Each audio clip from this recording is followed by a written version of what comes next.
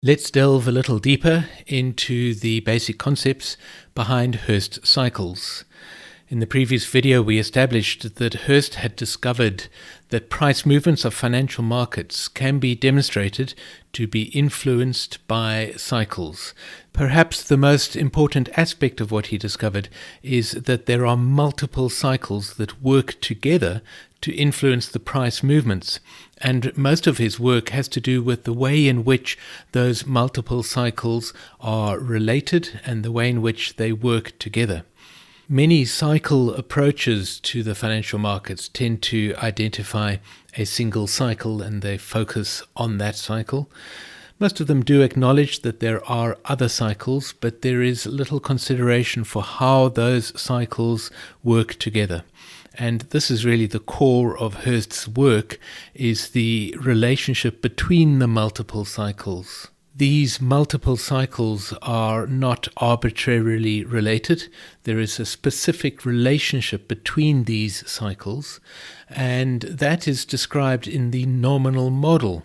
Now, the nominal model is really simply a list of cycles. Before we take a look at some nominal models, I need to introduce you to another principle. I mentioned in the previous video that Hurst defined a set of principles that define this approach to the financial markets.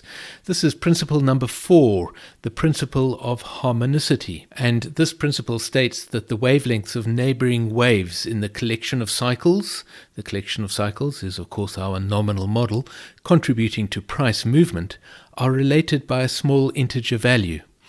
What that means is that each cycle in the nominal model has a wavelength that is either 2 times or 3 times longer than the cycle that is shorter than it. We describe this as having a 2-to-1 or 3-to-1 harmonic ratio. And that is why when we look at a 5-day cycle, we know that the next longer cycle is a 10-day cycle. And the next longer cycle than that is the 20-day cycle, because those cycles are members of our nominal model and their wavelengths are related to each other by a 2-to-1 ratio. The principle of harmonicity explains the nominal model discovered by Hurst, which you see represented here.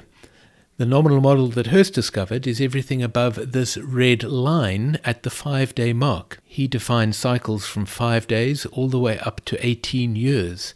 You can see the left-hand column here provides the name of the cycle, often referred to as the nominal length of that cycle. Then we have the average wavelength in days, and the average wavelength defined in years, months, weeks, or days. And so everything from 5 days up to 18 years was defined by Hurst many years ago. Everything shorter than 5 days was defined by myself and a group of people that I worked with when developing Sentient Trader, the software application that is used by Hurst Cycles analysts around the world. If we compare the wavelengths of these cycles, you can see that they all obey the principle of harmonicity. In other words, their wavelengths are related to one another by a ratio of 2-to-1 or 3-to-1. There is a slight discrepancy with this 5-hour cycle, which you can see is related to the 1-day cycle by a ratio of 5-to-1. There are various reasons for that, which I won't be going into in this video, because the Sentient FLD indicator works with a different nominal model that we will be looking at in a moment. But in terms of the nominal model defined by Hurst, this 18-month cycle stands out, because the relationship between the 18-month cycle and the 54-month cycle is the only cycle in his nominal model that has a ratio of 3-to-1, because the 54-month cycle is of course 3 times longer than the 18-month cycle. In the earlier video about the FLD, I described the way in which the FLD works with multiple cycles. A small detail that I didn't go into in that video is that the wavelengths of the cycles that I used for that illustration were all related to each other by a ratio of 2-to-1. When you have a cycle that has a 3-to-1 harmonic ratio with the cycle shorter than it, things get slightly more complicated with the interactions between price and the FLD. The interesting thing, however, is that if we assume that all the cycles have a 2-to-1 harmonic ratio, the FLDs of those cycles continue to work as expected. It is as if though the 3-to-1 harmonic ratio is useful to people who are performing strictly an analysis, but if you're trading the FLD, the 2-to-1 harmonic ratio works better. For that reason, the sentient FLD indicator works with a different nominal model. Here it is. You can see that if we start at the 5-day level, these cycles are exactly the same cycles that were discovered by Hurst 50 years ago. From the 5-day cycle, which has an actual length of 4.3 days, to the next cycle, the 10-day cycle, which has a 2-to-1 ratio and an average wavelength of 8.5 days, then the 20-day cycle, 40-day, 80-day, 20-week, 40-week, and finally 18-month. Those cycles are the same cycles that were discovered by Hurst 50 years ago. Notice as a matter of interest that although we call the cycle an 80-day cycle, the average wavelength of that cycle is in fact only 68.2 days. The same goes for the 40-day cycle. We call it the 40-day cycle, but it has an average wavelength of 34.1 days.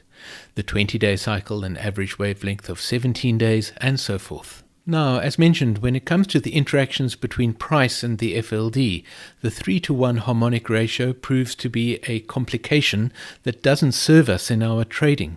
And so for that reason, when extending the nominal model to the longer end of the scale and to the shorter end of the scale, we in fact adjusted the nominal model.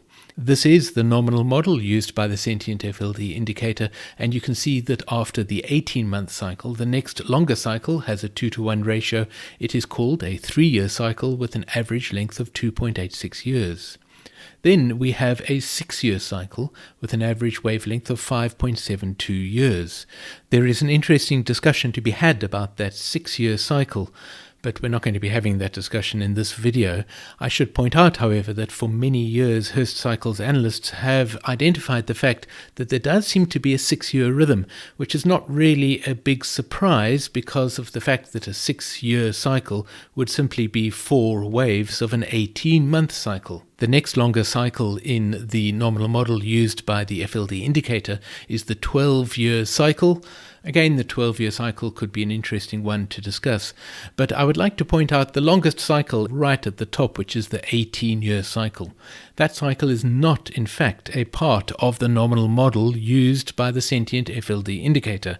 I hope that's not disappointing to you, but I think it is unlikely that you are ever going to need to identify multiple 18-year cycles on your charts. But I include it here because it is the longest cycle that Hurst identified, and there is a clear relationship between our nominal model and his nominal model because, as you can see, there is a 3-to-1 relationship between the 6-year cycle and this 18-year cycle. And so this is a nominal model that does not contradict Hurst's nominal model, if you like. It works perfectly well in harmony with it. Extending the nominal model to the shorter side, you can see that the sentient FLD indicator works with a 2-day cycle with an average length of 2.2 days, then a 1-day cycle with an average length of just over 26 hours. There is again an interesting discussion to be had around that, but we won't be doing that in this video. The next shorter cycle is a 12-hour cycle with 13.3 hours average length. Why didn't we call it a 13-hour cycle? Again, because of the fact that the name of the cycle, it's much easier if those names are simpler and are related to each other by a 2-to-1 ratio. So we call that cycle a 12-hour cycle, even though it is in fact a little longer. The next cycle is the 6-hour cycle with a 6.6-hour average wavelength. And then we have a 3-hour cycle, 3.3-hour average wavelength, and then a 100-minute cycle, which has an average wavelength of 96 minutes. You will notice that, of course, all of these cycles are related to each other, at least their wavelengths are related to each other, by a simple 2-to-1 harmonic ratio. Then we have the 50-minute cycle with an average wavelength of 48 minutes, the 25-minute cycle with an average wavelength of 24 minutes. Again, we call it the 25-minute cycle because it is half the length of the 50-minute cycle. Then the 12-minute cycle, which has an average wavelength of 12 minutes, the 6-minute cycle, and finally the 3-minute cycle. Having discovered our nominal model, it's time to move on to another principle that Hurst defined. That is the principle of synchronicity, principle number 5. The principle of synchronicity tells us that the waves in price movement are phased so as to cause simultaneous troughs wherever possible. Phasing simply means where we are in the cycle. And what that means in simple language is that the troughs of these cycles occur synchronously. And because the troughs occur synchronously, that means that the peaks are not necessarily synchronous. In other words, the peaks of the different cycles do not occur at the same time. I'm going to turn to some Excel spreadsheets with a simple sine curve to demonstrate this. Here is the very simple sine wave that represents a single cycle. Now, when we combine two cycles together, here we have a green cycle and a purple cycle, we are applying the principles that we have just discovered in the way in which we are combining these cycles. In particular, you can see that we have obeyed the principle of harmonicity. The wavelength of the purple cycle is double the wavelength, or it has a ratio of 2 to 1 to the wavelength of the green cycle. That is the principle of harmonicity. We have also obeyed the principle of synchronicity because the troughs of the purple cycle and the green cycle are synchronized, in other words, occur at the same time where possible. And you can see that here because we have a trough of both the green cycle and the purple cycle there, and we have another trough of the green cycle and the purple cycle here. What does it mean that the troughs are synchronized where possible? Obviously, not all troughs can be synchronized. Here we have a trough of the green cycle that cannot possibly be synchronized with a trough of the purple cycle because of the principle of harmonicity and the fact that the purple cycle has double the wavelength of the green cycle. And so this combination of two cycles using the Excel spreadsheet obeys those two principles. It actually obeys another principle, which I'm not going to introduce in detail. It's called the principle of proportionality, which tells us that the amplitude of these two cycles, which is, of course, the vertical influence that they have upon price, is directly proportional to the cycle's wavelengths. This is not a particularly reliable principle, in my opinion, and so we don't dwell on it too much, but this combination of these two cycles does also obey that principle. We are also listening to the principle of summation, which simply tells us that the way in which cycles combine in financial markets is that their relative influence should be very simply summed, in other words, added together. And the result is this blue line. And so this blue line is the result of combining the green and the purple cycle. This blue line could be seen as a representation of price if price was influenced by only two cycles. Now we can understand why it is that cycles that are synchronized at their troughs do not necessarily have synchronized peaks. Here are two synchronized troughs, this trough on the left and this trough on the right. And so the green and the purple cycles are synchronized at their troughs. Where is the peak for this green cycle? Here you can see the peak of the green cycle is right over there. Where is that peak in terms of the combined price movement that we have generated? That peak is over here. So we will call that P1. That is the first peak of the green cycle. The second peak of the green cycle is over here in terms of the cycle itself, in terms of our generated price movement formed by combining the two cycles. It is over here, and we will call that P2. Now, where is the peak of the purple cycle? The peak itself of the cycle is here, but where do we see that peak in the price movement? It could be either here or it could be over here. If the price peak on the left at P1 is ever so slightly higher than the price peak at P2, then we would call this peak here at P1 the peak of the purple cycle as well. That peak would be synchronized with the peak of the first green cycle. However, it would not be synchronized with the peak of the second green cycle. And so you can see that although the troughs are synchronized where possible, the peaks are not necessarily synchronized. This has very important implications for us when we are working with the sentient FLD indicator. And so it is worth exploring this idea just a little further. The result of combining cycles in the way that Hurst suggested they are combined in financial markets is that they create M shapes in price movements. That is, if the cycles are synchronized at their troughs. Let me quickly demonstrate this to you. Here we have a combination of three cycles. We have the same green cycle, this purple cycle, and then this orange cycle. When combining them, you can see that we have obeyed the principles of harmonicity and synchronicity, and so we have synchronized troughs. There is a synchronized trough between the purple and the green cycle, and the left-hand and right-hand troughs are synchronized troughs between the orange, green, and purple cycles. The resultant price movement, or the result of combining these cycles, gives us this blue line, which you can see takes the shape of a capital M. These M shapes can be found constantly in the price movements of financial markets, and you are going to need to start looking out for them because these are the shapes that you will be trading. This concept of an M shape is a fractal concept. So in other words, here we have the M shape that we were looking at a moment ago. I've changed the color of the cycles, but we have the same M shape that is playing out in the resultant combined price movement. But notice this green dashed line over here, which is the M shape that is produced as a result of combining only the two shorter cycles with a longer term trend. It is a very distorted M shape, I will grant you, but it is nevertheless the same M shape.